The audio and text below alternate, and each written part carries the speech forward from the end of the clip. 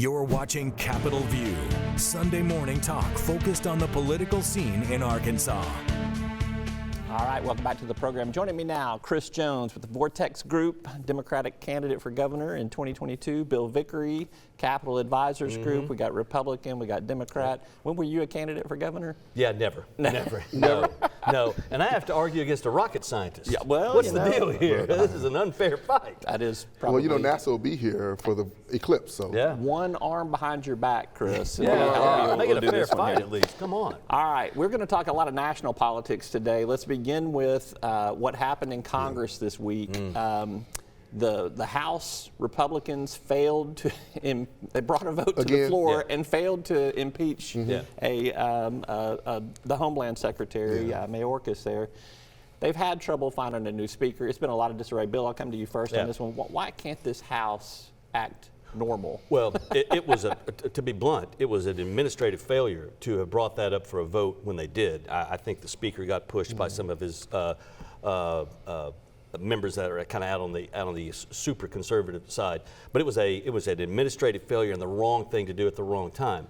I do believe, though, that the issue of immigration, what they're trying to highlight, is a huge issue. It is a human tragedy what's happening on the border, and is significant in its impact, but it's also an issue that resonates now in Denver, Colorado, and New York City, and Chicago, and Maine, Los Angeles, Montana. And so the issue of immigration, illegal immigration into the country, is now topping the list. And so I think it was ham-handed the way the vote was handled. I do appreciate Speaker Johnson. It's when you have a majority that's that slim, you get into situations like this. You better know your votes, Chris. Look, I agree with Bill in that it's a critical issue that needs to be addressed. We see the president trying to address it. We see the Senate trying to address it. There are many folks in the House that are trying to address it. But look, at the end of the day, it's predictable chaos. You know, one of the reasons we founded Vortex was to make sure that we can get some representatives in the House that would actually get work done. When you look at what happened, again, it's like giving your kid keys to the car when they repeatedly wreck the car. And that's what's happening. And so he brings the bill to the floor, which, by the way, passed. House leaders, Republican and Democrat, would not have done that. They would have made sure they had the votes before they brought it to the floor. And he didn't do that. So it's complete chaos that is very predictable. This issue of immigration that you guys both mentioned here is tied to foreign aid. There was a Senate bipartisan group that worked with the president to try to come up with a compromise on this. It's blown up.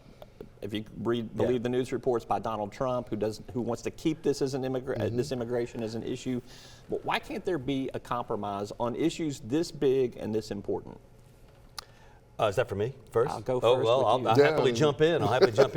Look, I do think that the White House now understands, and finally, I mean, when I say the White House, I mean the White House. The president, unfortunately, doesn't know what day it is. But the reality, well, if you read the special prosecutor's report about the documents, he said he doesn't remember his son. He doesn't remember when he was vice president. He doesn't remember. Some mistakes I get, but the son, come on. There's been plenty of mistakes made by the Republicans. Yeah, exactly. We'll get into that. I mean, was Nancy Pelosi responsible for January 6th? I remember January the 6th. I get what she does, but does Donald Trump? See, I get what you're saying. Yeah, but listen, your point is he's finally come around to it, which is right. And he's giving it the attention it needs, which is right.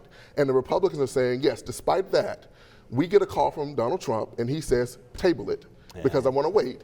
And that's what's happening. Listen, I think Trump would like to take credit for it. I think the reality is you saw a lot of folks on the Senate side that when you get into the details of this whole thing, it's a sow's ear dressed up like a silk purse. That's what we're really talking about. Throw a bunch of money for Ukraine and Israel, which they fought, by the way. The administration has fought doing, especially the aid to Israel. They fought doing that.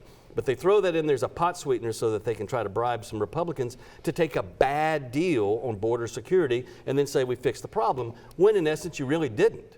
If all four tires on the car are flat and you put a little air in one and say you fixed the problem, no, you still can't drive the car. I mean, it is what it is. That just from what I have read about this compromise, that James Lankford, you can't get much more conservative than Senator Lankford from Oklahoma, that it had a lot of conservative pieces of the puzzle in it. May not have been perfect, but it had a lot. And it should have, in normal circumstances, this would have been a compromise that a Ronald Reagan, Tip O'Neill would have agreed with, that any of the... No, completely disagree. It's why Reagan backed away from the table in Reykjavik that eventually cratered the Soviet Union. You don't take a bad deal when you can get a better deal a little later. What's the better deal? Trump wins, Republicans win the Senate, and you get a better deal. But immigration is such an important issue right now. Exactly. It is a crisis you said right it's the now. number one issue. It happens in Memphis, it happens in Montana, today. It's all over. So if it's such a critical issue, why not solve it now? But you can't just put a little Scotch tape on it and say problem solved and walk away from it. That's what the Democrats want to do. Part of legislating is taking steps forward. Part of governing is taking steps forward. So if it's taking a step forward, then why not take the step forward and say, hey, we're going to wait for some magical moment in the future? I disagree with the characterization that it's taking a step forward. As you dig into it, and I agree with you about Senator Langford, and all these folks are trying to do what they can do, but they're co-opted. They have to give away really important elements of a deal, to get votes on the Democrat side. My point is, if you want to fix the issue, you can once and for all. By the way, Trump's Mexico policy was huge in terms of immigration. If you just go back, the president can fix this today. He just goes back to the Remain-in-Mexico policy. So we don't need legislation. Well, no, you don't. You just need a White House to act. I mean, that's simple. I agree they should be acting more. Question for you, Chris, first. You're softening me up. Bill I can tell what you're doing over there. All right. There was an argument made at the Supreme Court this week that I think was met with a great deal of skepticism. It comes from Colorado. It's an effort to keep Trump off the ballot there, invoking the 14th Amendment. Was this a Hail Mary for Democrats? No, I don't think it was. I mean, I do think, look, a couple of dynamics are at play here. Personally, I want to see Donald Trump beat at the ballot box. Period. I think that's the right way to do it.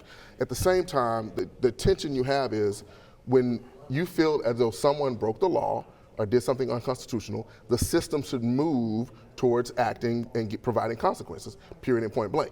Right now, you have a collision point of an election and a Supreme Court case or judicial case that's running its course.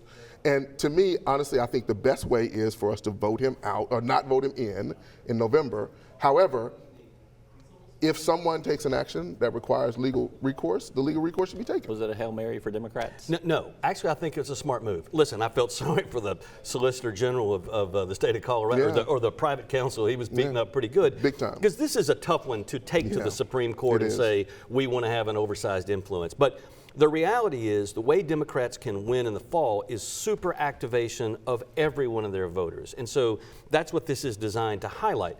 They talk about Trump's the one candidate that can lose to Biden. He's also the one candidate that can beat Biden. But the way he loses is he infuriates the left so much that they overperform in terms of their turnout. And that's the playbook I think you see that's coming from the left. All right, got about 60 seconds left. So final question for you here. Is this presidential race going to come down to Trump versus Biden? Or do you think there's a possibility something derails one or both of those candidates and we might have something different in the fall? Look into your crystal ball, Bill. Trump Biden, because Obama Clinton are doing a fundraiser for Biden. Yeah. If a beanbag doesn't knock him over, he's going to be the Democratic nominee. It's Trump Biden.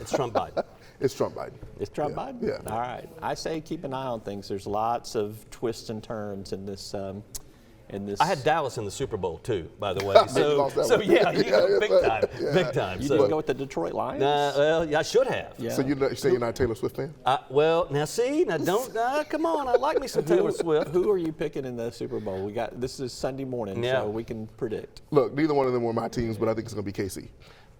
Bipartisan. There you go. KC, right here. Bipartisan agreement on the Super Bowl. All right, Chris Jones. Next time you're here, I want you to bring a cup. Vortex. We'll go with Capital Advisors Group there with Bill Vickery. Bill, Chris, thank you both very much. Appreciate you. All right, I'm back with more right after this.